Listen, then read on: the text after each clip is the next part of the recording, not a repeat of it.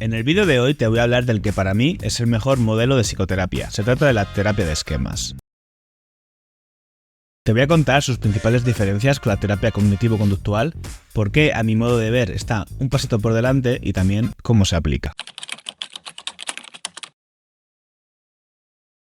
Me acabo de dar cuenta que tengo que hacer un matiz a la introducción que he hecho al comienzo del vídeo, porque realmente no pienso que haya un único mejor modelo de terapia. Pero sí que es cierto que la terapia de esquemas de Jung podría decir que es el modelo de psicoterapia que más se asemeja a mi forma de entender la terapia psicológica. Ya sea que luego vaya a utilizar técnicas de tipo más conductual, cognitivas o incluso MDR. Para mí lo importante de la terapia de esquemas es el fundamento. La terapia de esquemas fue desarrollada por el Dr. Jeffrey Young en la década de 1990. Jung comenzó a formular este enfoque terapéutico como una extensión y evolución de la terapia cognitivo-conductual.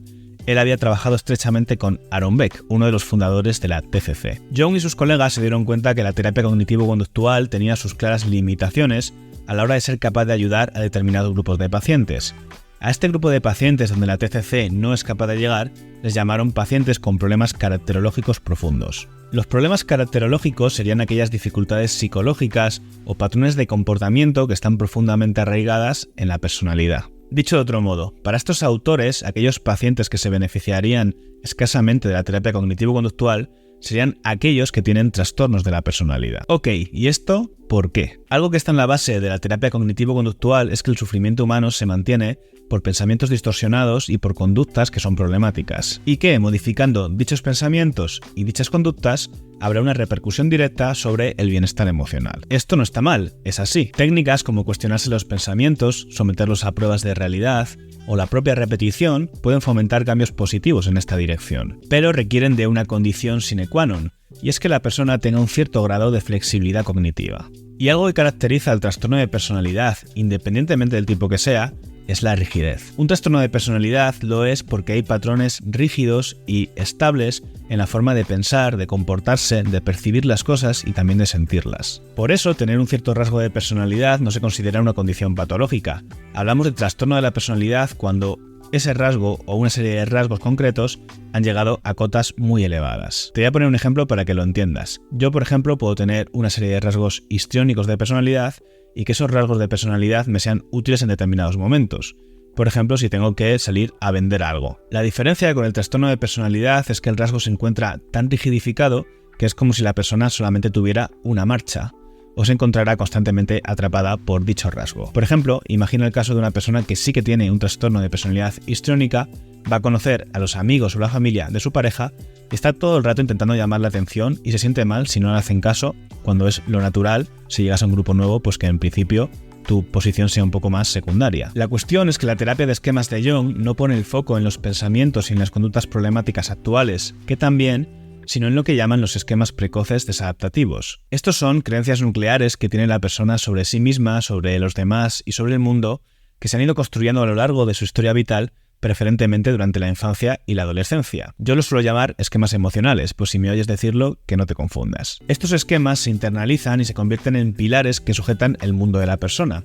Por ejemplo, alguien podría tener la creencia internalizada de que no es suficiente para los demás. O por el contrario, podría pensar que los demás no son de fiar. A lo largo del tiempo, estos esquemas se refuerzan y se reelaboran mediante experiencias adicionales que son interpretadas por los filtros de los propios esquemas ya existentes. Dicho de una manera más sencilla, lo que hacemos las personas es pasar por el filtro de lo que ya sabemos, las nuevas cosas que nos pasan, de manera que no intentamos cambiar, sino reafirmarnos en lo que ya sabíamos anteriormente. Esto es lo que se llaman los sesgos cognitivos o los heurísticos, que es con lo que se trabaja en la terapia cognitivo-conductual. Para que lo entiendas, la terapia cognitiva lo que estaría haciendo es intentar arreglar el producto final, pero no la fábrica.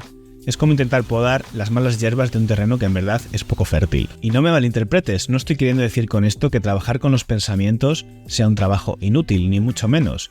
De hecho, yo soy de la opinión que una de las labores que tenemos los psicólogos con nuestros pacientes es precisamente enseñarles a pensar, a generar difusión con sus pensamientos, a saber distanciarse de ellos, a cuestionárselos. De hecho, en ese ejercicio que a veces hacemos en terapia de registrar los pensamientos, de reestructurarlos, ya estamos trabajando sin darnos cuenta las creencias nucleares de nuestros pacientes. Pero lo cierto es que el autoconocimiento y el verdadero cambio solo llega cuando profundizamos en estas creencias nucleares o esquemas emocionales. Te voy a poner un ejemplo para que lo entiendas mejor. Supongamos que un paciente nos dice en consulta que tiene miedo a que su pareja le acabe dejando y encuentre a alguien mejor que él. Nosotros como terapeutas, si detectamos que esto es un miedo irracional, podríamos, por ejemplo, pedirle a nuestro paciente pruebas de realidad y que nos relate signos y señales de que su pareja vaya a hacer esto. O podríamos hablarle de la confianza, de la tolerancia a la incertidumbre, de las cosas que no se pueden controlar. Y todo esto está bien, es útil, seguramente ayuda a nuestro paciente a regularse a nivel emocional, incluso puede que le ayude a solventar el problema que le trae a consulta en ese momento. Pero ahora miremos el mismo caso desde otro ángulo totalmente distinto. Y es que evaluamos la historia de vida de nuestro paciente y nos cuenta que cuando era pequeño, por ejemplo, sufrió bullying. Y en su relato nos cuenta diferentes experiencias de humillación. Vemos que una de las cosas que aprendió es que cuando alguien que quieres está a tu lado, posiblemente te acabe traicionando. Y lo que tienes que hacer para que no lo haga o no se vaya es imponerte a él o a ella y controlarle. Esto sería un esquema emocional, una creencia nuclear de la que hemos hablado en el vídeo. O dicho en palabras de Jung, un esquema precoz desadaptativo. Seguramente la mayoría de nuestros pacientes no reconocerían en voz alta estas creencias porque a nivel racional saben identificar que no tiene sentido.